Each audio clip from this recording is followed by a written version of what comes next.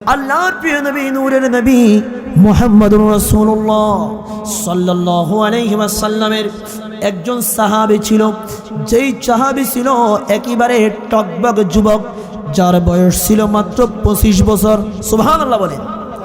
যিনি আমার নবীর অনেক বড় আশিক ছিলেন, আমার নবীর অনেক একজন ভক্ত সাহাবী ছিলেন, যার নাম হচ্ছে হযরতে হানজালা রাদিয়াল্লাহু তাআলা আনহু। তিনি মাত্র সদ্য বিবাহ করলেন। বাসর ঘরের মধ্যে তিনি যখন প্রবেশ করলেন, উহুদ যুদ্ধ চলাকালীন সময়, উনি জানতেন না তখন যে যুদ্ধ হবে। আল্লাহর প্রিয় নবীর এই প্রিয় সাহাবী হযরতে হানজালা রাদিয়াল্লাহু তাআলা আনহু তিনি বাসর ঘরের মধ্যে প্রবেশ করলেন, স্ত্রীর সাথে মোহাব্বতের সময় কাটাবে। কিন্তু কিছুক্ষণ পরে তিনি শুনতে পেলেন কে যেন একজন আহ্বান করে বলতেছে, মদিনার কাফেরেরা মুশরিকেরা এরা গুজব ছড়িয়ে দিয়েছে আল্লাহর প্রিয় নবী রাসূল করিম রউফুর রহিম সাল্লাল্লাহু আলাইহি ওয়াসাল্লাম উহুদের ময়দানের মধ্যে শহীদ হয়ে গেছে। এই খবরটা পরস্পর একজন করে ছড়িয়ে গেল। কে যেন ঘোষণা করতেছে, হানজালা রে, ও হানজালা, ও সাহাবায়ে কিরাম শোনো, তোমরা কে কোথায় রয়েছো? সবাই চলো, আল্লাহর প্রিয় নবী উহুদের ময়দানের মধ্যে শহীদ হয়ে গেছে। আল্লাহর প্রিয় নবীর এই খবর শুনে হযরতে হানজালা রাদিয়াল্লাহু তাআলা আনহু তিনি বলে, ও বিবি, মাত্র নতুন বিবাহ হয়েছে, এখনো বাসর ঘরটা সুন্দরভাবে সমাপন করতে পারলাম না, সমাপ্তি করতে পারলাম না, কোনো কিছুই এখন তোমার হক আমি স্বামী হিসেবে আদায় করতে পারলাম না। স্ত্রীরে তুমি আমাকে বিদায় দাও, এই মুহূর্তে আমি আল্লাহর প্রিয় নবীর ডাকে উহুদের যুদ্ধের মধ্যে চলে যাব। সুবহানাল্লাহ। আমার ভাইরা, হযরতে হানজালা রাদিয়াল্লাহু তাআলা আনহু উনি যখন এই কথা বললেন, ওনার স্ত্রী বলে, প্রাণের স্বামী আমার, আপনি যাবেন, আমার কোনো আপত্তি নেই, কোনো দুঃখ আমার মনের মধ্যে নাই। আপনি আমার নবীর জন্য যদি যান, আমার নবীর জন্য আপনি সেখানে যাবেন, দেখা হলে তো দুনিয়ার মধ্যে হবে, আর যদি দেখা না হয়, দেখা হবে হাসরের ময়দানে। স্বামী গো, আমার কোনো আফসোস নেই, কিন্তু আপনার উপরে যে গোসল ফরজ হয়ে গেছে, আপনি আগে গোসলটা সম্পূর্ণ করেন, এরপরে আপনি আল্লাহর প্রিয় নবীর সাথে যুদ্ধ করার জন্য উহুদের ময়দানের মধ্যে যান। সুবহানাল্লাহ বলেন। আমার ভাইয়েরা, আমার বন্ধুরা, হযরতে হানজালা তিনি কেমন আশিক রাসূল ছিলেন, আমার নবীর প্রেমে কেমন দেওয়ানা ছিলেন, আমার নবীর কেমন ভক্ত ছিলেন। হযরতে হানজালা রাদিয়াল্লাহু তাআলা আনহু তিনি বলেন, আমার নবী যুদ্ধের ময়দানের মধ্যে ডাক দিয়েছে, আর কোনো সময় নাই, আর বিলম্ব করার কোনো সুযোগ নাই, আর দেরি করার কোনো সুযোগ নাই। আমার কানে এই শব্দ আসা মাত্র দুনিয়ার সমস্ত কাজের চাইতে, দুনিয়ার সমস্ত বড় বড় ফরজের চাইতে আল্লাহর নবীর ডাকে সাড়া দেওয়া আমার জন্য বড় ফরজ হয়ে গেছে। জোরে বলুন সুবহানাল্লাহ, আল্লাহু আকবার বলেন। আমার ভাইরা, আমার বন্ধুরা, হযরতে হানজালা রাদিয়াল্লাহু তাআলা আনহু তিনি বলেন, ও বিবিরা, আর এক সেকেন্ড আমি দেরি করতে পারবো না, তাড়াতাড়ি আমাকে তরবারিটা দাও। হযরতে হানজালা রাদিয়াল্লাহু তাআলা আনহু তিনি তরবারি নিয়ে নিলেন। সুবহানাল্লাহ বলেন। তিনি তরবারি নিয়ে চলে গেলেন উহুদের ময়দানের দিকে। আল্লাহর প্রিয় নবী নূরের নবী মুহাম্মদুর রাসূলুল্লাহ সাল্লাল্লাহু আলাইহি ওয়াসাল্লামের সাথে যুদ্ধ করবেন। আবার এই দিক দিয়ে অনেক কাফেরেরা গুজব রটিয়ে দিয়েছে, আমার নবী নাকি ইন্তেকাল করেছে, আমার নবী নাকি শহীদ হয়ে গেছে। হযরতে হানজালা রাদিয়াল্লাহু তাআলা আনহু তিনি ওই যুদ্ধের মধ্যে অনেকক্ষণ পর্যন্ত যুদ্ধ করলেন, অনেক কাফের বেঈমানকে হত্যা করলেন, জাহান্নামের মধ্যে পাঠিয়ে দিলেন। তাদেরকে জাহান্নামে পাঠানোর পরে হঠাৎ করে হযরতে হানজালা রাদিয়াল্লাহু তাআলা আনহু তিনিও শহীদ হয়ে গেলেন, শাহাদাতের মর্যাদা লাভ করলেন। শাহাদাতের পেয়ালা যখন তিনি পান করলেন, ওনার স্ত্রী এদিক দিয়ে পিছনে যুদ্ধ শেষ হওয়ার পরে ছুটাছুটি করতেছে, কার আত্মীয় স্বজন যুদ্ধে শহীদ হয়েছে, সবাই বারবার করে ছুটাছুটি করতেছে। হযরতে হানজালা রাদিয়াল্লাহু তাআলা আনহুর স্ত্রী তিনি যুদ্ধের ময়দানে এসে দেখতে পেলেন আল্লাহর প্রিয় নবী নূরের নবী মুহাম্মদুর রাসূলুল্লাহ সাল্লাল্লাহু আলাইহি ওয়াসাল্লাম তিনিও অসুস্থ অবস্থার মধ্যে রয়েছে, এবং আল্লাহর প্রিয় নবীর দান মোবারক উহুদের ময়দানের মধ্যে শহীদ হয়েছে। শুধু তাই নয়, আমার নবীর একজন প্রিয় চাচা হযরতে আমির হামজা রাদিয়াল্লাহু তাআলা আনহু তিনি উহুদের ময়দানের মধ্যে শহীদ হয়ে গেছেন, এবং ওনাকে যিনি শহীদ করেছেন তিনি হচ্ছেন আবু সুফিয়ানের স্ত্রী হিন্দা। তিনি তখনও ইসলাম ধর্ম গ্রহণ করেন নাই, কালিমা শরীফ পড়েন নাই, ঈমান আনেন নাই, যদিও পরবর্তীতে তিনি ঈমান এনেছেন। তিনি আল্লাহর প্রিয় নবীর চাচা যান হযরতে হামজা রাদিয়াল্লাহু তাআলা আনহুর বুকটা সিনে কলিজাটা বের করে চিবিয়েছেন। শুধু তাই নয়, ওনার কানগুলো ছুরি দিয়ে, বর্ষা দিয়ে, তীর দিয়ে কেটেছেন।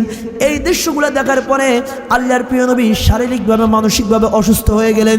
সাহাবায়ে কেরাম সবাই আসতেছে, সবাই যার যার আত্মীয় স্বজনের, যার যার ব্যক্তিগত লোকজনের খোঁজ খবর নেওয়ার জন্য সবাই সবার জন্য আসতেছে, সবাই সবাইকে খোঁজ করতেছে। ইতিমধ্যে হযরতে হানজালার স্ত্রী চলে আসতো, এসে বলে, ইয়া রাসূলুল্লাহ, ইয়া হাবিবাল্লাহ, নবী গো, আপনার সাহাবী হানজালা কোথায়? সাহাবায়ে কেরাম বলে, হানজালাকে তো দেখেছি আমরা শহীদ হয়ে গেছে, কিন্তু যুদ্ধ করতে করতে করতে করতে আমরা তো দিশ পাই নাই। এখন হানজালা কোথায়? হানজালাকে তো পাওয়া যাচ্ছে না। আল্লাহর প্রিয় নবী নূরের নবীর কাছে হযরতে হানজালার স্ত্রী বলে, ইয়া রাসূলুল্লাহ, ইয়া হাবিবাল্লাহ, নবী গো, সমস্ত শহীদদেরকে তো গোসল দেওয়া হয় না, কারণ শহীদদেরকে যেই অবস্থায় তারা শাহাদাত বরণ করেছে ওই অবস্থায় দাফন করা হয়।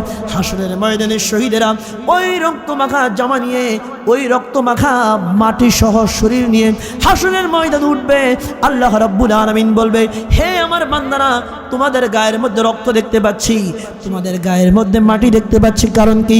সবাইকে তো গোসল দেয়, নতুন কাপড় পরিধান করায়, তোমাদেরকে কাপড় পরিধান করায় নাই, গোসল করায় নাই, কারণ কি? তারা বলবে, হে রব্বুল আলামিন, আমরা তো আপনার রাস্তায় শহীদ হয়ে গেছি, এই জন্য দুনিয়ার মধ্যে আমাদেরকে কাফন দেয় নাই, আমাদেরকে ওইভাবে তারা গোসল করায় নাই, এই জন্য আমরা আজকে এই অবস্থায় হাসরের ময়দানে উঠেছি। জোরে বলুন সুবহানাল্লাহ। আল্লাহ রাব্বুল আলামিন বলবে, হে আল্লাহর বান্দা, শুনো, তুমি যে আমার মুহাব্বতে, আমার দ্বীন ইসলামের বাস্তবায়নের জন্য, আমার নবীর আদর্শ কায়েমের জন্য যে জীবন দিয়েছ, আমি আল্লাহ রাব্বুল আলামিন বলে দিলাম, এই মুহূর্তে তুমি জান্নাতের মধ্যে প্রবেশ করো। জোরে বলুন সুবহানাল্লাহ। আল্লাহু আকবার বলেন। আমার ভাইরা, আমার বন্ধুরা, হযরতে হানজালার স্ত্রী বলে, ইয়া রাসূলুল্লাহ, ইয়া হাবিবাল্লাহ, নবী গো, কিন্তু আপনার হানজালাকে গোসল দিতে হবে, কারণ আপনার হানজালা আমার সাথে মিলিত হয়েছে, কিন্তু গোসলও করে নাই। গোসল করাটা সে গুরুত্বপূর্ণ মনে করে নাই, যুদ্ধের মধ্যে চলে এসেছে, এখন সে তো শহীদ হয়ে গেছে। হুজুর, যদি শহীদ হয়ে থাকে তাকে আপনি একটু গোসল দেন, কারণ তার উপরে গোসল ফরজ ছিল। সুবহানাল্লাহ বলে। আল্লাহর প্রিয় নবী বলে, হানজালা কোথায়? ও আমার সাহাবীরা, তোমরা একটু হানজালাকে খোঁজ করো, কোন জায়গার মধ্যে আমার হানজালা রয়েছে। সাহাবায়ে কেরাম খোঁজ করতে লাগলো।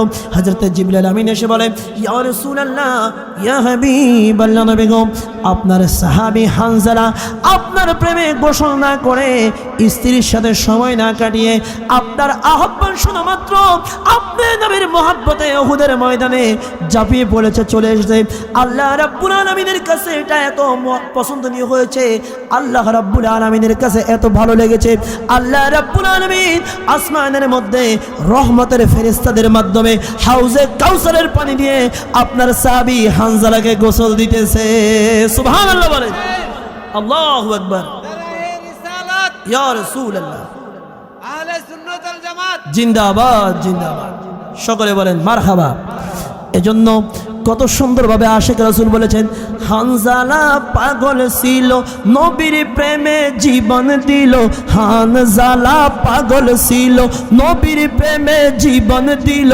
গোসল করাইল তারে ফেরেশতার দলে, গোসল করাইল তারে ফেরেশতার দলে। নবীর প্রেমের পাগল যারা প্রেম খেলা খেলে, বলেন নবীর প্রেমের পাগল যারা, নবীর প্রেমে ওয়াস করুনি দন্ত দেয় ফেলে, নবীর প্রেমে ওয়াস করুনি দন্ত দেয় ফেলে। নবীর প্রেমের পাগল যারা প্রেম খেলা খেলে, বলেন নবীর প্রেমের পাগল যারা। আবু বকর পাগল ছিল, নবীর প্রেমে জীবন। হানজালা পাগল ছিল, নবীর প্রেমে জীবন দিল। হানজালা পাগল ছিল, নবীর প্রেমে জীবন দিল।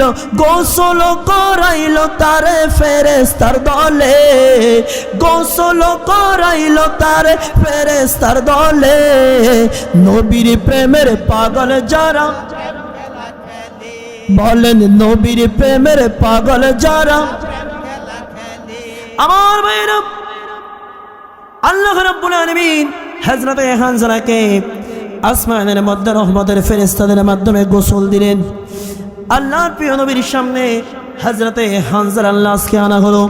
আল্লাহর প্রিয় নবী দেখতে পেলেন হযরতে হানজালার দাড়িগুলোর থেকে, চুলের থেকে কাউসার হাউসে কাউসারের পানি টপ টপ করে বলতেছে। এইরকম মহান মর্যাদা একমাত্র অধিকার হয়েছে, লাভ করতে পেরেছে আমার নবীর প্রেম ভালোবাসা মহব্বতের কারণে। জোরে বলুন সুবহানাল্লাহ, আল্লাহু আকবার। বলুন আমরাও সেই নবীকে ভালোবাসতে চাই কি চাই না? আরো জোরে বলুন চাই কি না? নবীর ভালোবাসার নাম হচ্ছে কি? ঈমান। বলেন নবীর ভালোবাসার নাম কি? যার মধ্যে নবীর ভালোবাসা নাই তার মধ্যে ঈমান নাই। তো হযরতে হানজালা তিনি কি জওয়ান অবস্থায় ইসলামের জন্য জীবন দিলেন নাকি বৃদ্ধ অবস্থায়? বলেন কি অবস্থায়? জওয়ান অবস্থায়, মাত্র নবদুলহা। তো ওনার আলোচনা করতেছি, নবীর প্রেমের কথা বলতেছি। আপনারা যদি নবীর আশেক হয়ে থাকেন, যারা নবীর আশেক তারা তো নবীর জন্য সময় কোরবান করে মাহফিলে বসে যাবে। কথা বলেন ঠিক কিনা? কারণ আশেক রাসূলদের জন্য জিক্রে মুস্তাফা, হুব্বে মুস্তাফার থেকে বড় আলোচনা, বড় কিছু আর হতে পারে না। আমার ভাইয়েরা, আমার নবীর আরেকজন সাহাবী যিনি জওয়ান অবস্থায় ইসলামের খিদমত করেছেন, আমার প্রিয় নবী নূরের নবী মুহাম্মদুর রাসূলুল্লাহ সাল্লাল্লাহু আলাইহি ওয়াসাল্লামকে যিনি অনেক ভালোবাসতেন, হযরতে ফারুক আযম ওমর ইবনুল খাত্তাব রাদিয়াল্লাহু তাআলা আনহু, তিনি যখন ইসলামের মধ্যে প্রবেশ করলেন, একেবারে টকবক যুবক, আল্লাহর প্রিয় নবী নূরের নবী মুহাম্মদুর রাসূলুল্লাহ সাল্লাল্লাহু আলাইহি ওয়াসাল্লাম তিনি খুশি হয়ে গেলেন যে আমার ফারুক আযম সে ইসলাম ধর্ম গ্রহণ করেছে। সুবহানাল্লাহ। শুধু আমার ভাইয়েরা, শুধু তাই নয়, আল্লাহর প্রিয় নবী খুশি হয়েছে এখানের মধ্যে সীমাবদ্ধ নয়। আমার নবীর সমস্ত সাহাবী একরাম যারা রয়েছে, ওই সময় যত সাহাবী একরাম ছিল সবাই খুশি হয়ে গেল। মক্কার মধ্যে একটি আনন্দের হৈহুল্লোর অবস্থা পড়ে গেল। আল্লাহর নবীর প্রিয় সাহাবী হযরতে ওমর ইবনুল খাত্তাব তিনি তখন মাত্র নতুন ইসলাম ধর্ম গ্রহণ করেছেন। কারণ হযরতে ওমর প্রভাবের দিক থেকে, ব্যক্তিত্বের দিক থেকে, সমস্ত দিক থেকে হযরতে ওমর ছিল অনন্য। সুবহানাল্লাহ বলেন। আল্লাহর প্রিয় নবী নূরের নবী মুহাম্মদুর রাসূলুল্লাহ সাল্লাল্লাহু তাআলা আলাইহি ওয়াসাল্লাম হযরতে ওমর যখন ইসলামের মধ্যে দাখিল হলো, সমস্ত সাহাবায়ে কেরাম খুশি হয়ে গেল, আমার নবীও খুশি। হযরতে ওমর বলে, ইয়া রাসূলুল্লাহ, ইয়া হাবিবাল্লাহ, নবী গো, এতদিন মক্কার জমিনের মধ্যে গোপনে গোপনে আজান হয়েছে, আর মক্কার জমিনে গোপনে গোপনে আজান হবে না। এখন থেকে আমি ফারুক আযম ঘোষণা করে দিলাম, এই মক্কার জমিনে এখন থেকে প্রকাশ্যে আজান হবে, প্রকাশ্যে নামাজ আদায় করা হবে। জোরে বলুন সুবহানাল্লাহ। হযরতে ফারুক আযম এরপরে বলে, ইয়া রাসূলুল্লাহ, ইয়া হাবিবাল্লাহ, নবী গো, আসেন আমরা যত মুসলমান রয়েছি সবাই মিলে আমরা একটু আল্লাহ তাআলার ঘর খানে কাবা তাওয়াফ করব। সুবহানাল্লাহ। হযরত ওমর সমস্ত মুসলমানদেরকে, সমস্ত সাহাবায়ে কেরামকে আহ্বান করলেন। সাহাবায়ে কেরাম সকলে ঘর থেকে বের হলেন। হযরত ওমর দুইটা লাইন করলেন। এক লাইনের সামনে দাঁড়ালেন হযরত ওমর ইবনুল খাত্তাব রাদিয়াল্লাহু তাআলা আনহু। অপর লাইনের সামনে তিনি, একটু আগে যে বললাম আমার নবীর একজন চাচা উহুদ যুদ্ধে শহীদ হয়েছে, হযরতে আমির হামজা রাদিয়াল্লাহু তাআলা আনহু, এই দুইজনকে দাঁড়া করানো হলো। এই দুইজন সামনে দাঁড়িয়ে সবাই সিরিয়াল ধরে গিয়ে কাবা শরীফের মধ্যে তাওয়াফ করেছে, এবং কাবা শরীফ তাওয়াফ করে ওই জায়গার মধ্যে সবাই সুন্দরভাবে আল্লাহ পাকের নামের ধ্বনি উচ্চারণ করেছে। জোরে বলুন সুবহানাল্লাহ, আল্লাহু আকবার বলেন। আমার নবী হযরতে ওমরের উপরে খুশি হয়ে গেলেন। হযরতে ওমরের উপরে খুশি হয়ে আমার প্রিয় নবী ঘোষণা করে দিলেন, হে ওমর রে, আমি নবী তোমাকে ফারুক উপাধিতে ভূষিত করলাম। তুমি ওমর শুধুমাত্র ফারুক নয়, তুমি ওমর হচ্ছ ফারুকে আযম। জোরে বলুন সুবহানাল্লাহ, আল্লাহু আকবার বলেন। ফারুক মানে কি? ফারুক মানে হচ্ছে সত্য মিথ্যার পার্থক্যকারী, হক এবং বাতিলের পার্থক্যকারী। চিৎকার মেরে বলুন সুবহানাল্লাহ, আরো জোরে বলুন না সুবহানাল্লাহ। আমার নবী বলে, তোমাকে আমি ফারুকে আযম বানিয়ে দিলাম, সত্য মিথ্যার পার্থক্যকারী। কারণ সত্য আর মিথ্যা কখনো এক হতে পারে না। জা আল হক ওয়াজাহাকাল বাতিল ইন্নাল বাতিলা কানা যাহুকা।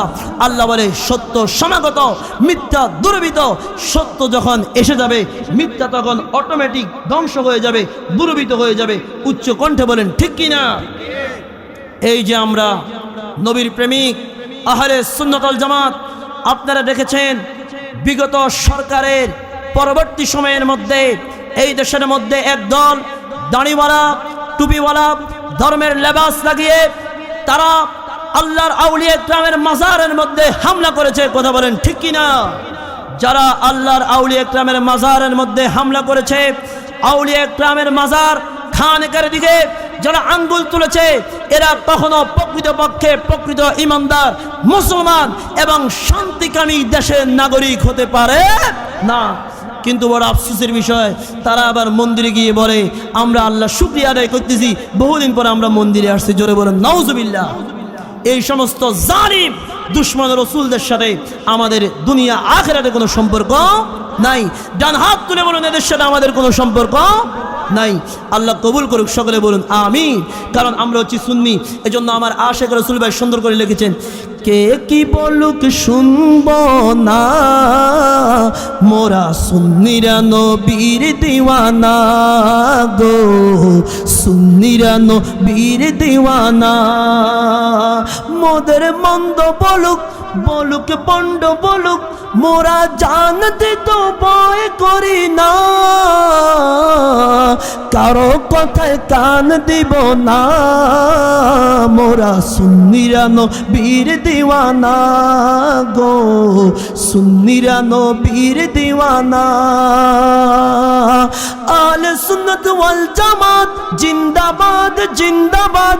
আপনারা, আমি বলবো আহলে সুন্নাত ওয়াল জামাত, আপনারা সবাই বলবেন জিন্দাবাদ জিন্দাবাদ। আহলে সুন্নাত ওয়াল জামাত, আহলে সুন্নাত ওয়াল জামাত। নবীর তাজিমে একটু দাঁড়ালে কতজনে কত কথা কয়, নবীর তাজিমে একটু দাঁড়ালে কতজনে কত কথা কয়। দিলে সালামি আমরা তো জানি, এ দিলে শান্তি কেমন হয়, যে না বুঝার সে বুঝবে না রে, মোরা সুন্নিরা নবীর দিওয়ানা রে, সুন্নিরা নবীর দিওয়ানা। কথা বলেন ঠিক কিনা? সব একটু দুরূদ শরীফ পড়ুন। আল্লাহুম্মা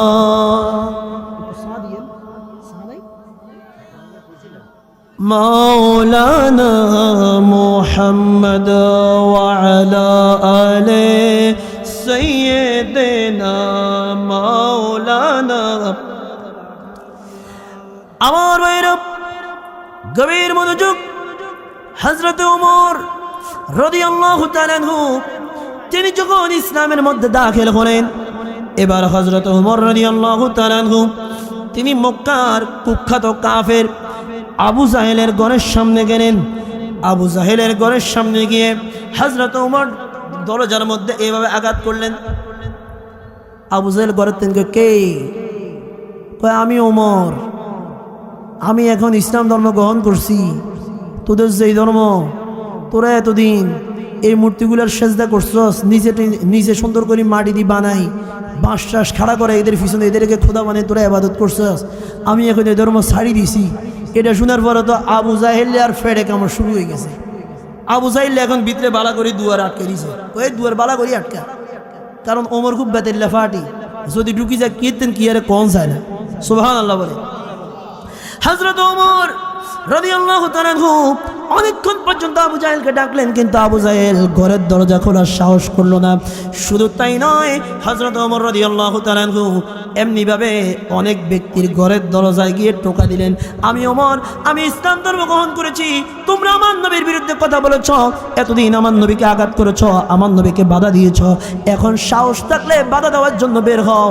আমি তোমাদের ধর্মের মধ্যে লাথি মারলাম, আমি এক আল্লাহর ধর্মের বিশ্বাসী হয়ে গেলাম, আমার নবীর প্রতি আমি ঈমান আনয়ন করলাম। জোরে বলুন সুবহানাল্লাহ, আল্লাহু আকবার বলেন।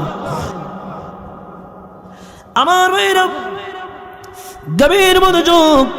ভালোভাবে খেয়াল করেন হযরত ওমর রাদিয়াল্লাহু তাআলা আনহু তিনি কেমন ছিলেন। তিনি যখন পবিত্র মক্কাতুল মুকাররমাত থেকে তিনি যখন আল্লাহর প্রিয় নবীর হিজরতের পরবর্তী সময়ে সাহাবায়ে কেরামদের মধ্যে কেউ হিজরত করার প্রকাশ্যে সাহস করে না।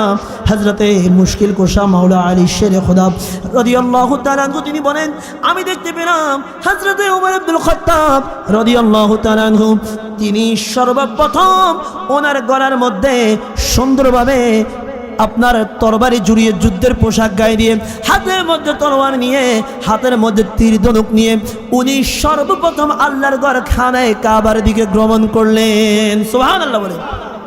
শুধু তাই নয়, খানায় কাবার মধ্যে গিয়ে হযরত ওমর রাদিয়াল্লাহু তাআলা আনহু তিনি প্রকাশ্যে খানায় কাবা তাওয়াফ করলেন এবং খানায় কাবা তাওয়াফ করার পরে মাকামে ইব্রাহিমের নিকট হযরতে ওমর ফারুক রাদিয়াল্লাহু তাআলা আনহু তিনি 2 রাকাত নামাজ পড়লেন, নফল নামাজ আদায় করলেন, শুকরিয়ার নামাজ আদায় করলেন। সেখানের মধ্যে নামাজ আদায় করে খুব গৌরব দাম্ভিকতা সহকারে হযরতে ওমর রাদিয়াল্লাহু তাআলা আনহু সেখান থেকে উনি মদিনায়ে মুনাওয়ারার দিকে হিজরতের যাত্রা করলেন। জোরে বলুন সুবহানাল্লাহ, আল্লাহু আকবার বলেন। আমার ভাইয়ের, আমার বন্ধুরা ভালোভাবে খেয়াল করেন হযরত ওমর তিনি আমার নবীর কেমন আশিক ছিলেন, তিনি আমার নবীকে কেমন ভালোবাসতেন। আমার নবীর জমানার মধ্যে একজন ব্যক্তি ছিল মুসলমান নামধারী মুনাফিক।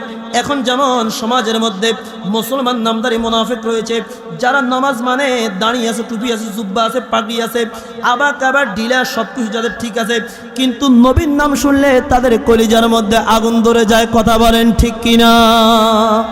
জোরে বলুন, এরকম মুনাফিক আছে কিনা? আমার ভাইরা, আমার নবীর জামানার মধ্যে এমন একজন মুনাফিক ছিল যার নাম হচ্ছে বিশর। এই মুনাফিকের সাথে একজন ইহুদি ব্যক্তির সাথে ঝগড়া হলো। একজন ইহুদি ব্যক্তির সাথে একটা বিষয় নিয়ে দ্বন্দ্ব হলো। ঝগড়া হওয়ার পরে ওই ইহুদি ব্যক্তি বলতেছে, হে বিশর, শুনে রাখো, তুমি তো ইসলাম ধর্মের দাবিদার, তুমি তো নিজেকে মুসলমান বলে দাবি করো। আমি তোমাকে বলতেছি তোমাদের নবী মুহাম্মদুর রাসূলুল্লাহ সাল্লাল্লাহু আলাইহি ওয়াসাল্লামের নিকট চলো, আমরা তোমাদের নবীর কাছে যাব এবং তোমাদের নবী যেই ফয়সালা করবে আমরা সেই ফয়সালাই মেনে নিব। জোরে বলুন সুবহানাল্লাহ, আল্লাহু আকবার বলেন। কারণ তাদের বিশ্বাস ছিল যে আমার নবী জীবনে কখনো ভুল কথা বলবে,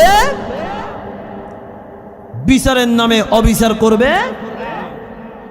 আমার ভাইরা গভীর মনোযোগ ভালোভাবে খেয়াল করেন। ওই সময় বিশদ চিন্তা করলো, আমি যেই বিষয় নিয়ে এই ইহুদির সাথে ঝগড়া করতেছি, আমার নবীর কাছে গেলে নিশ্চিত আল্লাহর প্রিয় নবী ন্যায় বিচার করবে, হক বিচার করবে। আল্লাহর প্রিয় নবী যদি হক বিচার করে তাহলে আমি তো ঠকে যাব, বিচার তো আমার পক্ষে হবে না, বিচার ওই ইহুদির পক্ষে যাবে। ওই কিশোর বলে না না, ওই বিশর বলে না না, আমরা নবীর কাছে বিচারের জন্য যাব না, আমি তোমার ধর্মের একজন ইহুদি যার নাম হচ্ছে কাব বিন আশরাফ, এই কাব বিন আশরাফের কাছে আমরা বিচারের জন্য যাব। জোরে বলুন নাউজুবিল্লাহ, আরো জোরে বলুন নাউজুবিল্লাহ। নবীর বিচার ভালো লাগে না, কিন্তু কাব বিন আশরাফের বিচার ভালো লাগে। চিৎকার মেরে বলুন নাউজুবিল্লাহ। ইহুদি বলে না নবীর কাছে যাবো, সে কয় না তোমাদের ধর্মের কাব বিন আশরাফের কাছে যাব। কিন্তু পরবর্তীতে ইহুদির সাথে অনেক তর্ক বিতর্ক করার পরে দেখা গেল যাক ইহুদির সাথে আর এই বিষয়ে পারে উঠলো না, তো শেষমেশ বাধ্য হয়ে আমাদের নবীর কাছে গেল। সুবহানাল্লাহ বলে। আল্লাহর প্রিয় নবী তাদের সমস্যার কথা শুনলেন। সমস্যার কথা শুনে আল্লাহর প্রিয় নবী নূরের নবী মুহাম্মদুর রাসূলুল্লাহ সাল্লাল্লাহু তাআলা আলাইহি ওয়াসাল্লাম তিনি সঙ্গে সঙ্গে সুন্দরভাবে ফয়সালা করলেন, বিচার করলেন এবং ওই বিচারটা ওই ইহুদি ব্যক্তির পক্ষে চলে গেল, মুসলমান নামদারে মুনাফিক বিশরের বিরুদ্ধে গেল। জোরে বলুন নাউজুবিল্লাহ। ওই বিশর বলে না না, আমি এই বিচার মানি না। আমার নবীর দরবার থেকে আসার পরে ওই ইহুদি বিচার মানল, কিন্তু মুসলমান নামদারি মুনাফিক বিচার মানল না। ওই ব্যক্তি বলে ঠিক আছে, এই জায়গার মধ্যে যদি কেউ সঠিক বিচার করে থাকে একজন রয়েছে, সে হচ্ছে ওমর। দেখেন নবীকে মানে না, কিন্তু নবীর সাহাবী ওমরকে মানে। মানে বাংলায় একটা কথা আছে আঞ্চলিক ভাষায়, মার চাইতে মাসির দরদ বেশি। এরকম লোক আমাদের সমাজে মনে হয় নাই। আরো একটু আসতে পারেন, নাই মনে হয় না বাবা, আপনাদের এলাকায় না থাকতে পারে, আমাদের ওইদিকে পর্যাপ্ত লোক আছে। মার চাইতে মাসির দরদ বেশি। নবীর নাম শুনলে গায়ের মধ্যে আগুন ধরে, কিন্তু বারবার করি না রে তাকবীর, দিন ইসলাম জিন্দাবাদ, আল কোরআনের আলো ঘরে ঘরে যা আলো, আল হাদিসের আলো ঘরে ঘরে যা আলো, বাংলাদেশ জিন্দাবাদ, সব জিন্দাবাদ। বাবারে তোর স্লোগানের মধ্যে আল্লাহও আছে, বাংলাদেশও আছে, কোরআনও আছে, ইসলামও আছে, কিন্তু নবী নাই কেন? কয় কারণ নবী নাই, আমাদের ইমানের মধ্যেও নবী নাই। আমাদের ইমান হচ্ছে লা ইলাহা ইল্লাল্লাহ। চিৎকার মেরে বলুন নাউজুবিল্লাহ। স্পষ্ট ভাষায় বলতে চাই, গত কয়েকদিন পূর্বে এক গোস্তাখ রাসূল, এক বেয়াদব রাসূল, আমার নবীর শানে যারা একের পর এক বেয়াদবি করে, এরকম এক জালিমকে দেখলাম একটা মসজিদের মধ্যে গিয়ে তাদের মতাদর্শ অনুসারে সেখানে মেহরাবের উপরের দিকে লেখা রয়েছে লা ইলাহা ইল্লাল্লাহ। সে এটা ভিডিও করেছে এবং সে ভিডিও করার পরে বলতেছে এখানে যে লা ইলাহা ইল্লাল্লাহ লেখা রয়েছে এটাই হচ্ছে সঠিক, এটাই হচ্ছে শুদ্ধ। এবং ওই বেয়াদব বলতেছে যে আল্লাহ হচ্ছে খালেক, মুহাম্মদ মাখলুক। নাউজুবিল্লাহ বলেন। আমার নবীর নাম বলতে এরা কখনো আদব দিয়ে সম্মান দিয়ে বলে না। সে বলে মুহাম্মদ মাখলুক। খালেক এবং মাখলুক কখনো এক হতে পারে না। এজন্য যেখানে লা ইলাহা ইল্লাল্লাহ থাকবে সেখানে মুহাম্মদুর রাসূলুল্লাহ যদি থাকে সেখানে শিরক ঢুকতে পারে, বিদআত ঢুকতে পারে। বাংলার প্রতিটি মসজিদে মসজিদে শুধুমাত্র লা ইলাহা ইল্লাল্লাহ লিখে দেওয়া উচিত। সে এই কথা বলতেছে, আমরা তার তীব্র নিন্দা জানাই এবং বলতেছি যারা এ ধরনের কথা বলে তাদের ঈমান নাই, তারা বেঈমান। ডান হাত তুলে বলুন ঠিক কিনা। নারে তাকবীর, আল্লাহ, নারে তাকবীর, আল্লাহু আকবার, নারে রিসালাত, ইয়া রাসূলুল্লাহ। নবী বলির দুশমনেরা হুশিয়ার সাবধান, হুশিয়ার সাবধান, নবী বলির দুশমনেরা। আচ্ছা থাক, হেতা করে হুশিয়ার করানোর দরকার নেই, এমনি হেতারা হুশিয়ার আছে, আমগো হুশিয়ার অনেক দরকার। তা করে আমরা যদি হুশিয়ার করে দিই তো তো হেরা এমনি আবার ভালো হয়ে যেতে পারে। তোরা হেভাবে থাক, আল্লাহ তো করে জাহান্নামে ফোসাক জালিমেরা। নবীর নাম শুনলে, অথচ দেখেন যেখানের মধ্যে আল্লাহর নাম সেখানের মধ্যে নবীর নাম আছে কিনা? আছে। আরো জোরে বলেন আছে কিনা? একটু আগে মাগরিবের আজান হয়েছে, আল্লাহু আকবার, আল্লাহু আকবার, আশহাদু আল্লা ইলাহা ইল্লাল্লাহ। এরপরে মুয়াজ্জিন বলেছে আশহাদু আন্না মুহাম্মাদার রাসূলুল্লাহ। সকলে বলুন সাল্লাল্লাহু। আল্লাহর নামের সাথে নবীর নাম আছে কিনা? আছে।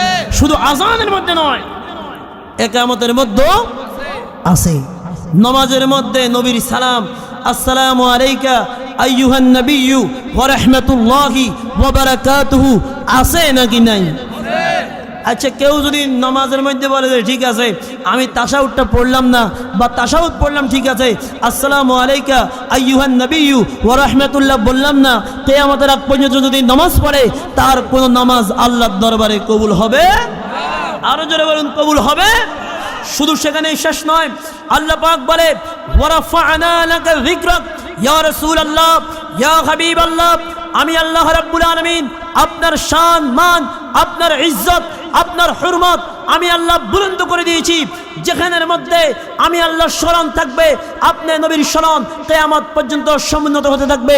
হযরতে জিবরাইল বলে ইয়া রাসূলুল্লাহ, ইয়া হাবিবাল্লাহ, নবী গো, আল্লাহ আপনার স্মরণ কিভাবে বৃদ্ধি করেছে? আল্লাহ পাক নিজেই বলছেন ইজা যুকিরতু যুকিরতামাই, ইয়া রাসূলুল্লাহ, আকাশে বাতাসে জমিনে বেহেশতের মধ্যে, আযানের মধ্যে, ইকামতের মধ্যে, কালিমার মধ্যে, যেখানের মধ্যে আমি আল্লাহর নাম উচ্চারণ হবে সঙ্গে সঙ্গে আপনি নবীর নাম উচ্চারণ হবে। এজন্য ডান হাত তুলে বলুন মৃত্যু পর্যন্ত আমরা নবীর নামের স্লোগান দিতে চাই কি চাই না? আরো যারা বলুন চাই কি না? নারে তাকবীর, আল্লাহু নারে রিসালাত, ইয়া রাসূলুল্লাহ, আহলে সুন্নাত ওয়াল জামাত জিন্দাবাদ, জিন্দাবাদ, হযরত মাওলানা আরাফাত হোসেন আল কাদরি সাহেব জিন্দাবাদ, জিন্দাবাদ। আমার ভাইরা, যারা নবীর নাম শুনলে গায়ের মধ্যে অ্যালার্জি হয়, মনে রাখবেন আল্লাহর নামের স্লোগান আপনি যখন দিবেন, যারা তাওহীদ বিরোধী, একত্ববাদে বিশ্বাসী নয়, যারা যারা আল্লাহকে এক বলে স্বীকার করে না, তারা তখন তাদের ভিতরে জ্বলে পুড়ে সারখার হয়ে যাবে, চূর্ণাচূর হয়ে যাবে। আর যখন আপনি ইয়া রাসূলুল্লাহ বলবেন, বারবার করে যখন আপনি ইয়া রাসূলুল্লাহ, ইয়া রাসূলুল্লাহ, ইয়া রাসূলুল্লাহ বলবেন, যারা মুনাফিক, যারা দুশমনে মুস্তফা, যাদের অন্তরের মধ্যে ঈমান বিদ্যমান নাই, তারা তখন জ্বলে পুড়ে সারখার হয়ে যাবে।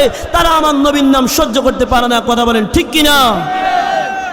আমার ভাইরা, আমি বলতেছিলাম, ওই ব্যক্তি বলে ঠিক আছে আমরা যাব হযরতে ওমরের কাছে। হযরতে ওমরের কাছে যাওয়ার পরে বলে, হে আমির, হে ওমর রাদিয়াল্লাহু তাআলা আনহু, ওই ইহুদি কিন্তু সালাক, ওই ইহুদি জানতো হযরতে ওমরকে যদি আমি এই কথাটা বলে দিন নবী বিচার করছে, কিন্তু এই মুনাফিক নবীর বিচার মানে না, হযরতে ওমর এখন উল্টা তারই বিচার করে দিব।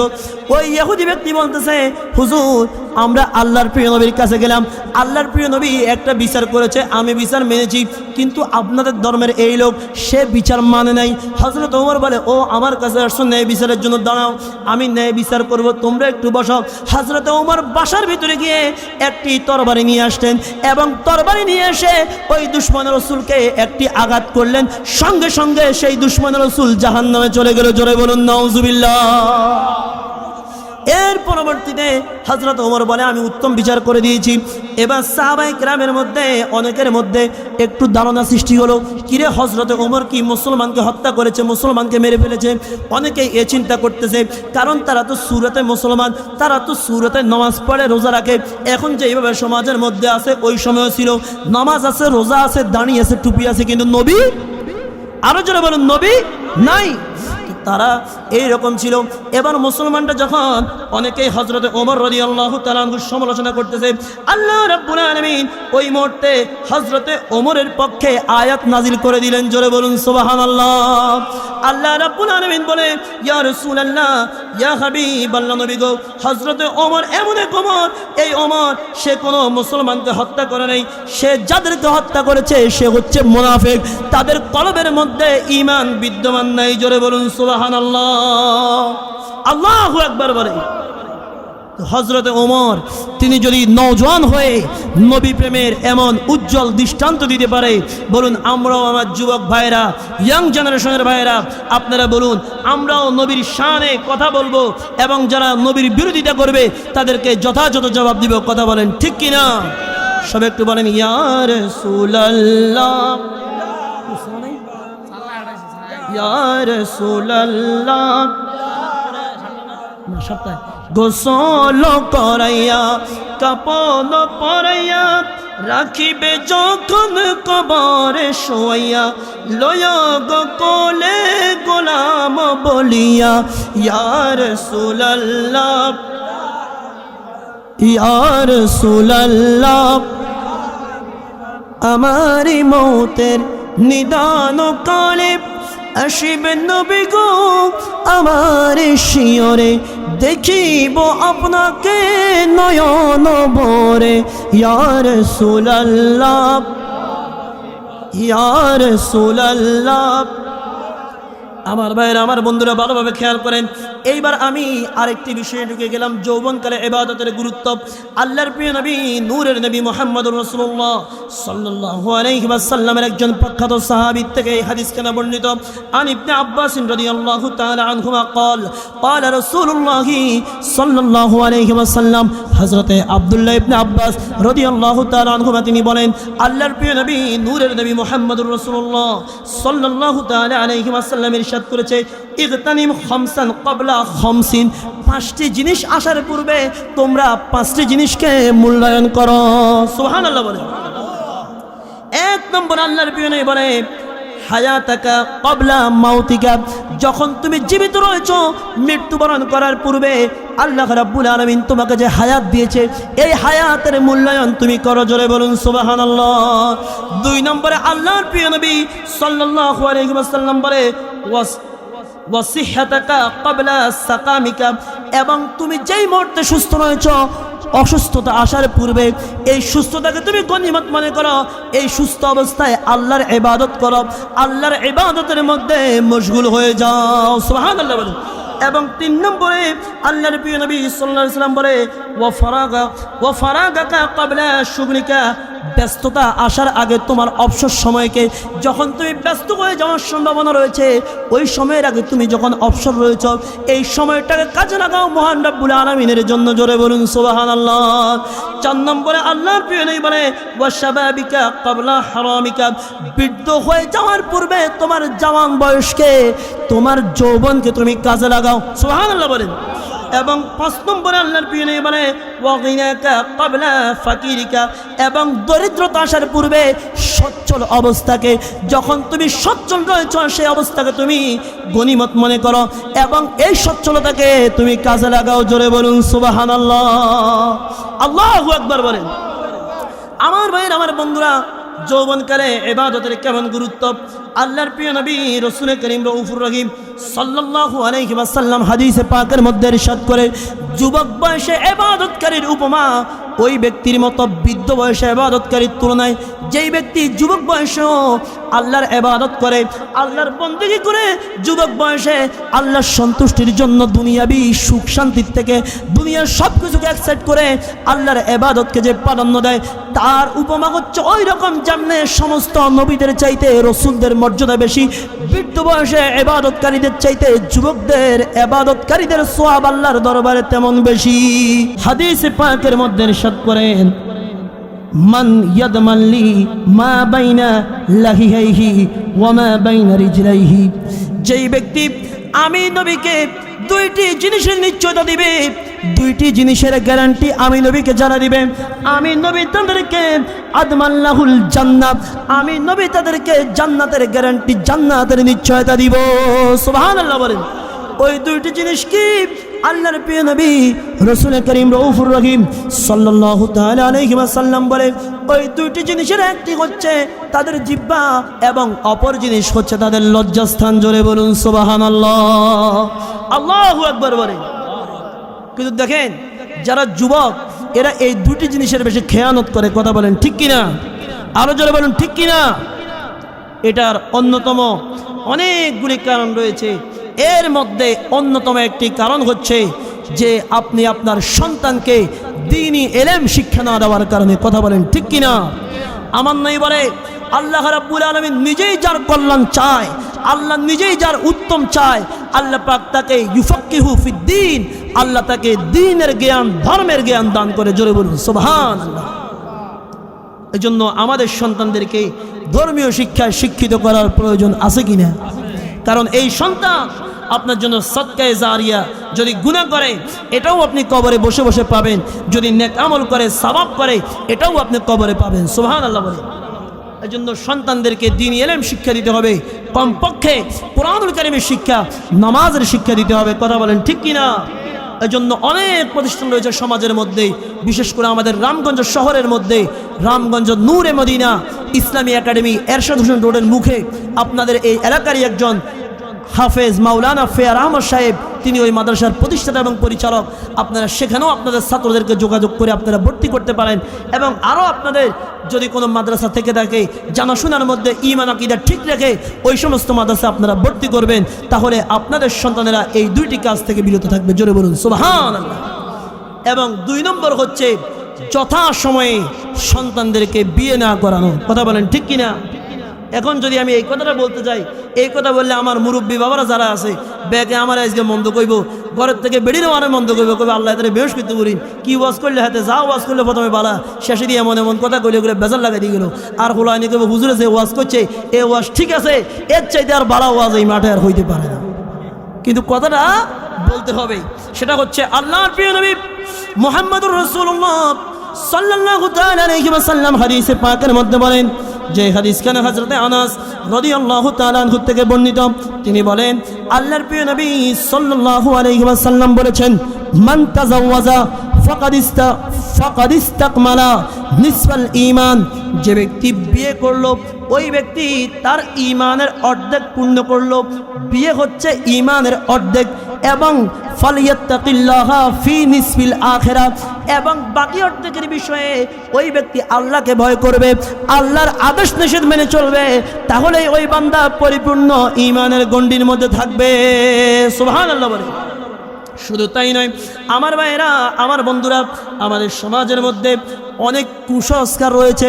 অনেক ভাইরা বলেন আমি যে আমার ছেলেকে বিয়ে করাবো, আমার মেয়েকে আমি যে ওই ছেলের কাছে বিয়ে দিব, তার তো কিছু নাই, আমার মেয়েকে কি খাওয়াবে, এরকম অনেকে বলে কি বলে না? আরো জোরে বলুন, বলে কিনা?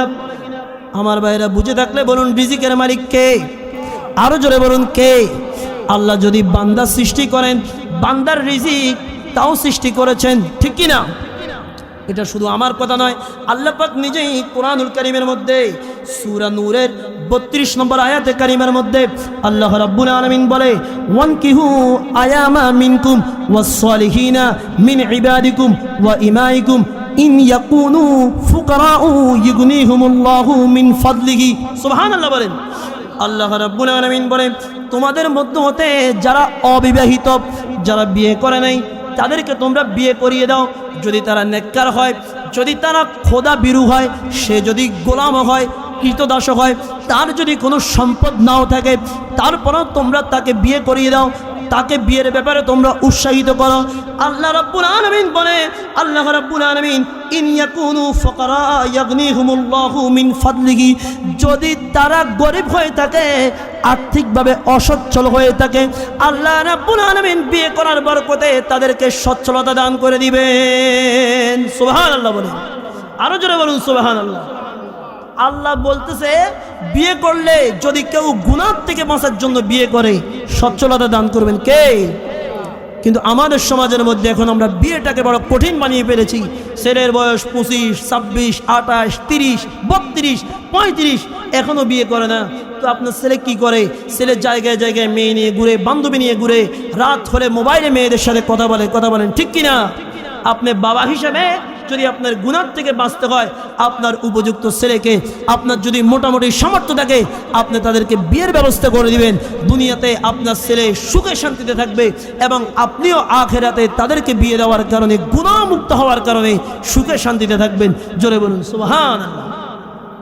এজন্য যুবক বয়সে সব ইবাদতের চাইতে বড় ইবাদত হচ্ছে বিয়ে করা। আল্লাহ বুঝার তৌফিক দান করুক, আমিন বলেন। আপনারা মুরব্বীরা জানি আমার উপর অনেক কষ্ট পাইবেন, এটা আমি ভালো করেই জানি, কারণ এটা মুরব্বীদের ওয়াজ না।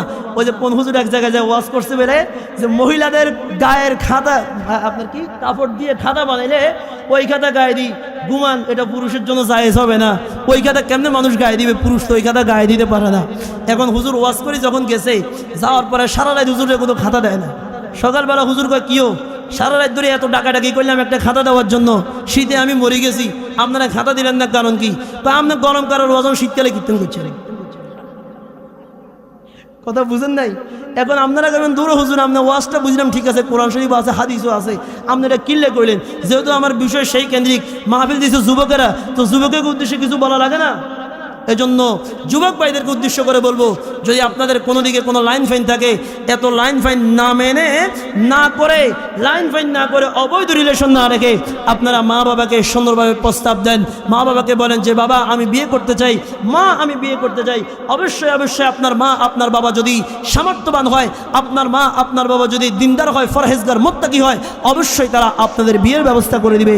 আপনাদের সম্পর্ক হালাল হয়ে যাবে, দুনিয়াতেও শান্তিতে থাকবেন, আখিরাতেও শান্তিতে থাকবেন। জোরে বলুন সুবহানাল্লাহ।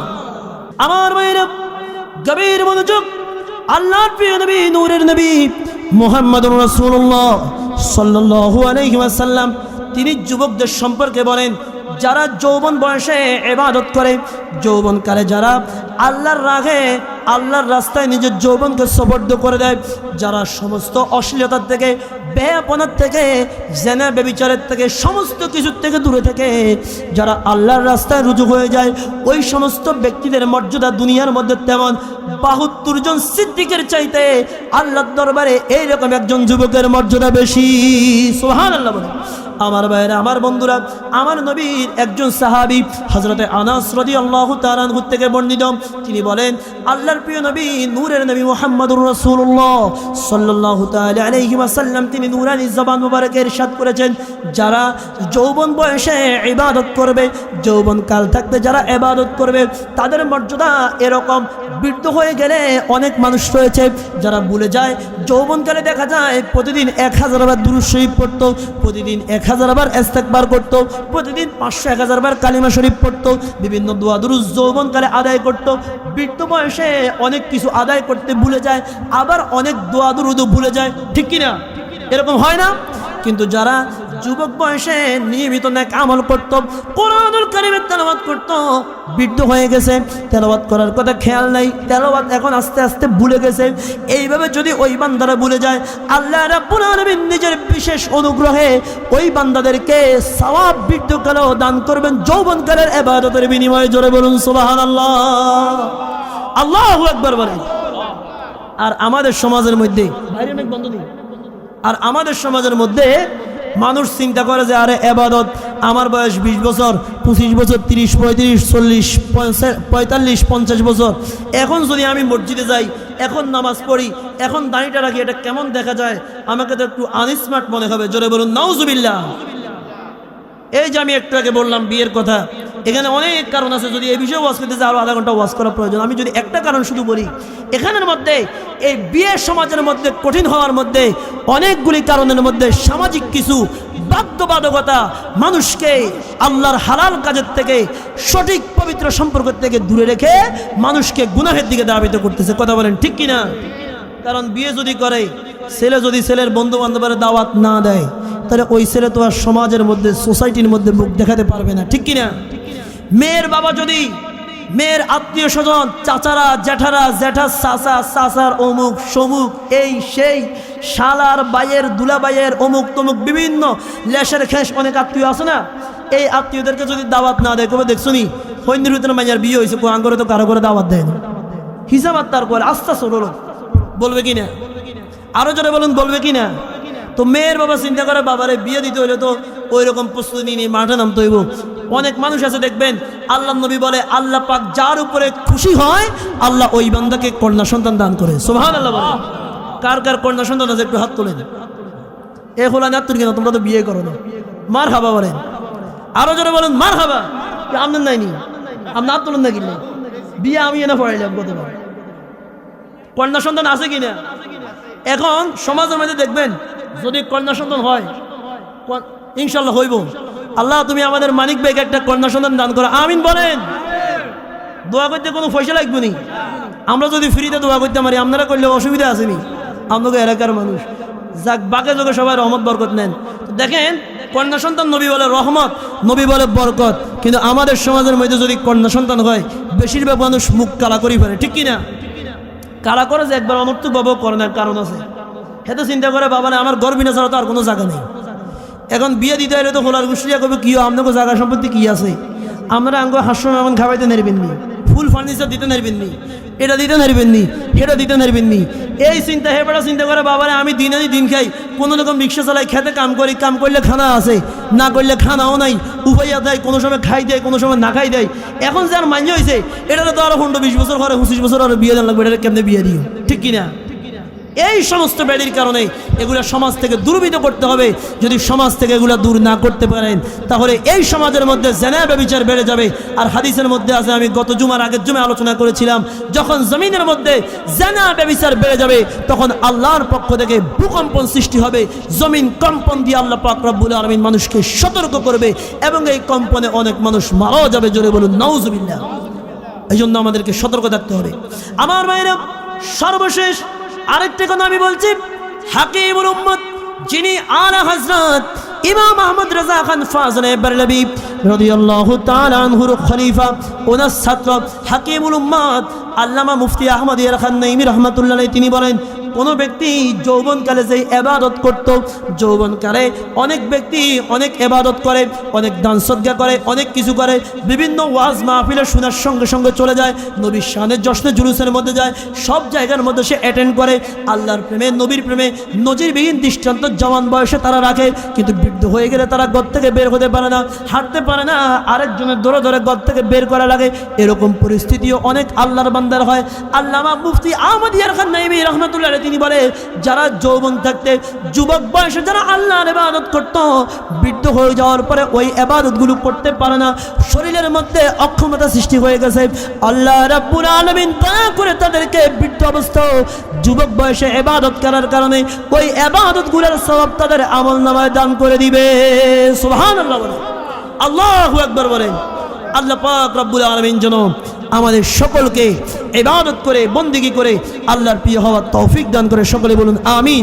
শেষবারের মতো সবাই আমার সাথে একটু ডান হাত তুলে বলেন, রহমতে আলম নূরে মুজাসসাম, রহমতে আলম নূরে মুজাসসাম, সাহাবীরা আতর বানায় ওই নবীজির গাম, বলো সাহাবীরা আতর বানায়।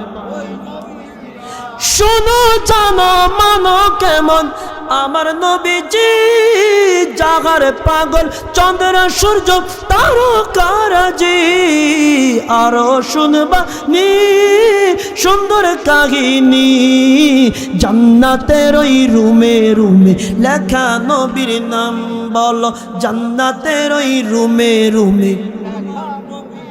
রহমতে আলম আতর বানায় ওই নবীজির গাম, সাহাবীরা আতর বানায়। উস্তুনে গান্না একটা খেজুর গাছের নাম, যাকে ধরে খুতবা দিতেন রাসূল আকরাম, বলুন যাকে ধরে খুতবা দিতেন রাসূল আকরাম, গাছটা নবীর পীর হে কাঁদিতে রহে, নবীর পীর হে গাছটা কাঁদিতে রহে, হতবাক হইল যত সাহাবায়ে কেরাম, বলুন রহমতে আলম সাহাবীরা আতর বানায়, সাহাবীরা আতর বানায়। এই আদমের নবীর কাছে এই আরাধনা, দেখব নবী নূরের ছবি কত কল্পনা, আমরা দেখব নবী নূরের ছবি কত কল্পনা, আমরা সবাই দেখতে চাই কিনা? আল্লাহ পাক আমাদের সবাইকে দেখার তৌফিক দান করুক, সকলে বলুন আমিন। আমার বিদায় বেলাতে নবী আসবে দেখিতে, বিদায় বেলাতে নবী আসবে দেখিতে, আমি পাগলাকে আমি করে জানাবো সালাম, বলুন আমি পাগলাকে আমি করে। রহমতে আলম নূরে মুজাসসাম, রহমতে আলম সাহাবীরা আতর বানায়, বলুন সাহাবীরা আতর বানায়। আমার নবীকে দেখলে দোজখের আগুন হারাম হয়ে যায়, সুবহানাল্লাহ বলেন। এই কথা না আমার কথা নয়, এটা কোনো মৌলবী মুন্সির কথা নয়, এটা স্বয়ং আমার নবী নিজেই নুরানি জবান মুবারকে বলেছেন। আমার নবী বলেন লা তামাসসুন নার মুসলিমান রাআনি, কোন মুসলমানকে আগুনে স্পর্শ করবে না, করবে না, করবে না। রাআনি, ওই মুসলমান যদি আমি নূরের নবীকে দেখে, সুবহানাল্লাহ। এবং আমার নবী বলে আওরা আমান রাআনি, আমি নবীকে যারা দেখেছে ওই সমস্ত ব্যক্তিদেরকে যারা দেখবে তাদেরকেও জাহান্নামের আগুনে স্পর্শ করবে না, সুবহানাল্লাহ। কিন্তু বড় আফসোসের বিষয়, বড় দুঃখের বিষয়, স্বাধীন সোনার বাংলাদেশের মধ্যে আমরা যেইভাবে মাহফিল করতেছি, এইভাবে অনেকে মাহফিলের মধ্যে বসে বসে বলেন নবীকে ভালোবাসলে, নবীকে দেখলে জাহান্নামের আগুন হারাম হবে। এই কথাটা নাকি কোনো কিতাবের মধ্যে নাই। জোরে বলুন নাউজুবিল্লাহ, আরো জোরে বলুন নাউজুবিল্লাহ। কথায় কথায় বলে কোনো কিতাবের মধ্যে নাই, মনে যেন দুনিয়ার সব কিতাব হাতে মুখস্থ আছে। হেতে কথায় কথায় কোরআন শরীফও নাই, দুনিয়ার কোনো হাদিসও নাই, দুনিয়ার কোনো ফেকার কিতাবও নাই। মনে হয় যেন আল্লাহ দুনিয়ার যত কিতাব আছে সব কিতাব এটা মুখস্থ করে বই রয়েছে, ঠিক কিনা? আসলে এটা হচ্ছে ঈমানের ব্যাপার, নবীর ভালোবাসার ব্যাপার, নবীর মুহাব্বতের ব্যাপার। নবীকে ভালোবেসে, নবীকে দেখে কেউ আবু বকর থেকে সিদ্দিক আকবরে রূপান্তরিত হয়েছেন। চিৎকার মেরে বলুন সুবহানাল্লাহ। আবার আবু জাহেলও আমার নবীকে দেখছে, কিন্তু দেখে আবু জাহেলের স্থান হবে কোথায়? জাহান্নামে। সে আবার দলিল দিতেছে, বলে আবু জাহেলও তো নবীর দেখছে, তাহলে আবু জাহেল কি জান্নাতে যাইব না? তার দৃষ্টি হচ্ছে আবু জাহেলের দিকে। বলে যার জন্য যার মোহাব্বত তার কথা সে বেশি বলে। শেফা শরীফের মধ্যে আল্লামা কাজী আয়াজ আল মালিকি রাহমাতুল্লাহ আলাইহি তিনি লিখেছেন যে যাকে মোহাব্বত করে সে তার জিকির তথা তার বেশি বেশি স্মরণ করে। সুবহানাল্লাহ বলে। তো যাদের অন্তরের মধ্যে আবু জাহেল তারা বেশি বেশি আবু জাহেলের নাম বলে। যাদের অন্তরের মধ্যে ফেরাউন তারা পিরামিডের কাছে যায় বলে চাচা আসসালামু আলাইকুম। দুনিয়ার কেউ দুনিয়ার এত মানুষ থাকতে তো চোখের মধ্যে ঠাড়া পড়ছে নি, তুই কিলে ফেরাউনে যাই চাচা ডাকো, ঠিক কিনা? ফেরাউন কোন মুসলমান মুমিনের চাচা হইতে পারে না? কথা বলেন ঠিক কিনা? তো নবীকে দেখে তিনি হয়েছেন সিদ্দিক আকবর। সুবহানাল্লাহ বলে। আমার ভাইরা, আমার বন্ধুরা, আমি একটু নবীর শানে হালকা একটু কথা বলছি। আল্লাহর প্রিয় নবী, নূরের নবী মুহাম্মদুর রাসূলুল্লাহ সাল্লাল্লাহু আলাইহি ওয়াসাল্লাম তিনি যখন মেরাজ থেকে আসলেন, আমার নবী মেরাজ থেকে আসার পরে যখন আল্লাহর প্রিয় নবী এই কথাটা মানুষকে বললেন, হে সাহাবায়ে ইকরাম, হে আমার গোত্রের লোকেরা, সমাজের লোকেরা শোনো, আমি নবী আল্লাহ রাব্বুল আলামিনের দিদারে গিয়েছি, আমি নবী মেরাজের মধ্যে গিয়েছি, আমি নবী গত রাতে মসজিদে হারাম থেকে বাইতুল মুকাদ্দাস যেটা ফিলিস্তিনের জমিনের মধ্যে অবস্থিত, কোরআনের ভাষায় মিনাল মসজিদুল আকসা, সেই মসজিদের মধ্যে গিয়েছি। সেখানের মধ্যে আমি নবী ইমামতি করেছি। আমি নবীর পিছনে 1 লক্ষ মতান্তরে 2,24,000 নবী রাসূল আম্বিয়া ইকরাম, 2,24,000 নবী রাসূল সবাই আমার পিছনে নামাজ আদায় করেছে। সেখান থেকে আমি নবী জান্নাত গ্রহণ করেছি, জাহান্নাম গ্রহণ করেছি। শুধু তাই নয়, আমি নবী আমার প্রভুকে দেখেছি। সুবহানাল্লাহ বলে। আমার নবী বলেন, আমি আমার রবকে দেখেছি, মেরাজের মধ্যে গিয়েছি। কিন্তু আমার ভাইয়েরা, আমার নবী যখন দুনিয়ার মধ্যে আসার পরে এই কথা বলল, মক্কার কাফের মুশরিকরা, মক্কার বেঈমানেরা, মক্কার জালিমেরা তারা বলতেছে মুহাম্মদকে আমরা এতদিন পাগল বলতাম গায়ের জোরে, কারণ গায়ের জোরে অনেক মানুষ অনেক কথা বলে, অনেক কাজ করে। কথা বলেন ঠিক কিনা? আরো জোরে বলুন ঠিক কিনা? অনেক মানুষ দেখবেন গায়ের জোরে জায়গা সম্পত্তি আরেকজনের দখল করে খায়, এরকম লোক সমাজে আছে কিনা? অনেক মানুষ গায়ের জোরে সমাজের মানুষকে, বাড়ির মানুষকে, নিজের বাইকে পর্যন্ত ঘায়েল করে রাখে, কথা বলতে দেয় না, সমাজের চোখের মধ্যে তাকে দোষী বানিয়ে রাখে, চুপ করিয়ে রাখে, কোনো কথা বলার সুযোগ দেয় না। কয় যদি কথা বলস তাহলে তুই আর দুনিয়ার আলো দেখবি না। এরকম লোক সমাজের মধ্যে আছে কিনা? আমার ভাইরা, গভীর মনোযোগ। এরকম গায়ের জোরে তারা আমার নবীকে এতদিন পাগল বলতো, কিন্তু মক্কাবাসীর সবাই জানতো আমার নবী আলামিন আলামিন। তারাও জানতো আমার নবী জীবনে মিথ্যা কথা বলতে পারে না। ওই যে আমি আপনাদেরকে শুনলাম, ইহুদি বলতেছে আমি আল্লাহর নবীর কাছে যাব বিচারের জন্য, কারণ আল্লাহর প্রিয় নবী উনি কখনো মিথ্যা কথা বলতে পারে না। সুবহানাল্লাহ বলে। আমার ভাইরা, ওই কাফেরেরা বলে আমরা সুযোগ পেয়েছি, সবাই এবার বলা বলি করো, দলিল পেয়ে গেছি। এই যে আব্দুল্লাহর পুত্র মুহাম্মদ, সে মনে হয় পাগলই হয়ে গেছে সত্যি সত্যি। যদি পাগল না হতো সে কখনো এই রকম কথা বলতে পারতো না যে সে কালকে বাইতুল মুকাদ্দাসের মধ্যে গেছে, হারাম থেকে, মসজিদে হারাম থেকে, এবং সেখান থেকে মহান রবের দিদারে গেছে। এটা কোনো অবস্থায় সম্ভব না। মক্কার কাফেরেরা অবিশ্বাস করতে লাগলো, মক্কার কাফেরেরা এটা নিয়ে মাতামাতি করতে লাগলো। আবু জাহেল গিয়ে বলতেছে, হে আবু বকর রে, শুনো, তুমি যেই নবীকে অন্ধভাবে বিশ্বাস করো, যেই নবীর অনুসরণ তুমি করো, যেই নবীর অনুকরণ তুমি করো, সেই নবী মুহাম্মদ সে তো পাগল হয়ে গেছে। নাউজুবিল্লাহ বলেন। আবু বকর বলে কেন কেন কেন? বলে দলিল লাগলে দলিল নাও। তোমার নবী বলতেছে সে নাকি গতকাল রাতে মেরাজের মধ্যে গিয়েছে, আল্লাহকে দেখেছে। এটা তো কোনো অবস্থায় সম্ভব না। গতকাল এক রাতের মধ্যে কিভাবে সে এত দূরে গেল? আবার আল্লাহকে দেখলো, আবার বললো সে নাকি সেখান থেকে চলে এসেছে। এটা কখনো সম্ভব না। তোমার নবী পাগল হয়ে গেছে। এই মুহূর্তে তুমি সেই নবীর ধর্ম ত্যাগ করো। জোরে বলুন নাউজুবিল্লাহ। আমার ভাইরা, এই কথা শোনার পরে হযরত সিদ্দিক আকবর বলে, হে মক্কার কাফের, হে আবু জাহেল, শুনে রাখো, তুমি যেই কথা বলতেছ এই কথা আমি তো নবীর মুখে এখনো শুনি নাই। তুমি বলতেছো এটা সত্যি, তুমি বলো এটা কি নবী সত্যি বলেছে কিনা? বলে হ্যাঁ অবশ্যই অবশ্যই বলেছে। তোমার যদি বিশ্বাস না হয় তুমি এই মুহূর্তে নবীর কাছে যাও, তোমার নবীর কাছে গিয়ে জিজ্ঞাসা করো, দেখবা তোমার নবী তোমাকে এই কথাটাই বলবে।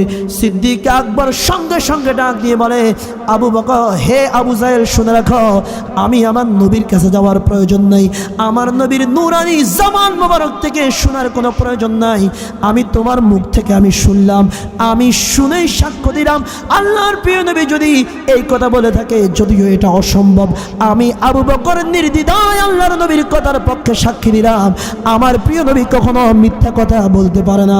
আল্লাহর প্রিয় নবী এই ঘটনার পরপর হযরতে আবু বকরকে সিদ্দিক আকবর বলে উপাধি দিলেন। জোরে বলুন সুবহানাল্লাহ, আল্লাহু আকবার বলেন।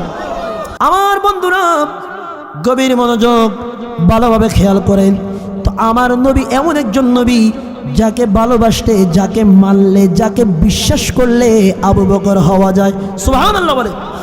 আমার ভাইয়েরা, বর্তমান সমাজের মধ্যে আপনারা যদি লক্ষ্য করেন দেখতে পাবেন একদল মানুষ বারবার করে তারা মানুষকে বলে আল্লাহর প্রিয় নবী তিনি মেরাজে গেছেন, কথা সত্য, কিন্তু তিনি মসজিদে হারাম থেকে বাইতুল মুকাদ্দাস, সেখান থেকে জান্নাত জাহান্নাম দেখেছে। অনেকে বলে নবী আল্লাহকে দেখে নাই। জোরে বলুন নাউজুবিল্লাহ। কিন্তু আমার ভাইরা, আমার বন্ধুরা, আমার নবী নূরানি জবান মোবারকের মধ্যে বলেন, রাআইতু রব্বি আযজা ওয়া জাল্লা ফি আহসানি সূরাতি, আমি আমার রবকে উত্তমভাবে দেখেছি আমার এই চর্মচক্ষের মাধ্যমে।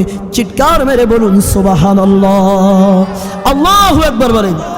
মেরাজে যায় আল্লাহর হাবিব নবী কামলিওয়ালা, মেরাজে যায় আল্লাহর হাবিব নবী কামলিওয়ালা, ইয়া রাসূলুল্লাহ ইয়া হাবিবাল্লাহ ইয়া রাসূলুল্লাহ।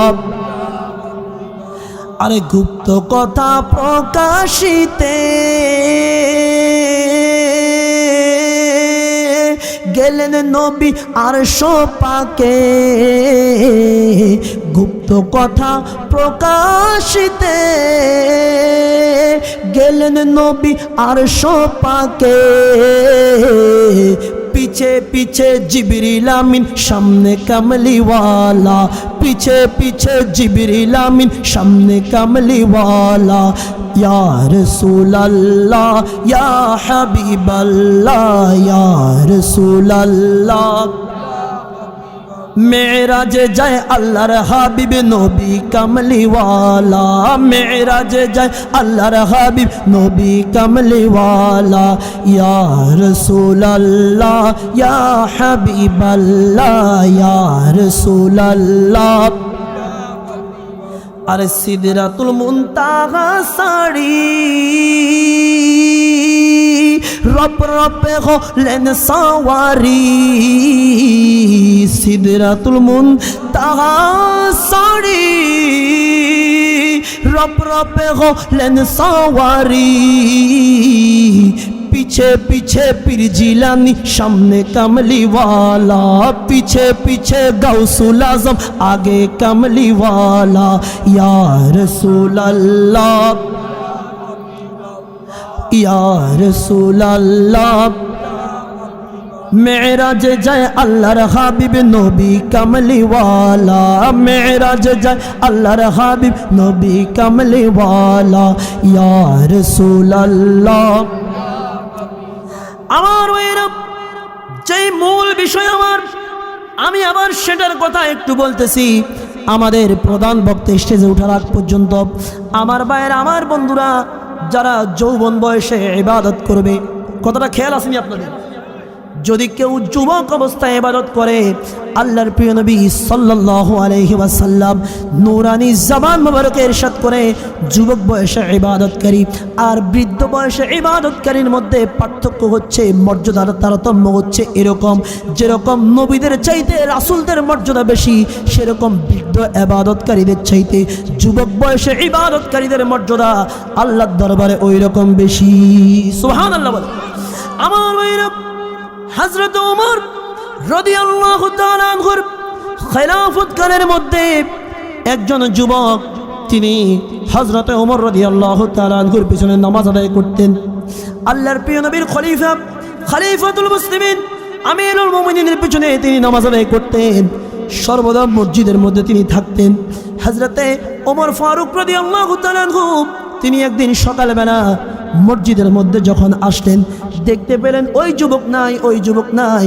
হযরত ওমর সওয়াল করলেন, প্রশ্ন করলেন, হে মসজিদের মুসল্লিরা, ওই যে একটা যুবক এখানের মধ্যে নিয়মিত নামাজ আদায় করত তাকবীরে উলার সহিত, ওই যুবককে দেখছি না, কারণ কি? ওই যুবকের কি হয়ে গেছে? বলে, হুজুর, গত রাতে এশার নামাজ আদায় করে যাওয়ার পরে ওই যুবক আল্লাহর ডাকে সাড়া দিয়ে ইন্তেকাল করেছে। গভীর রাত হয়ে গেছে তার জানাজা দাফন কাফন করতে করতে।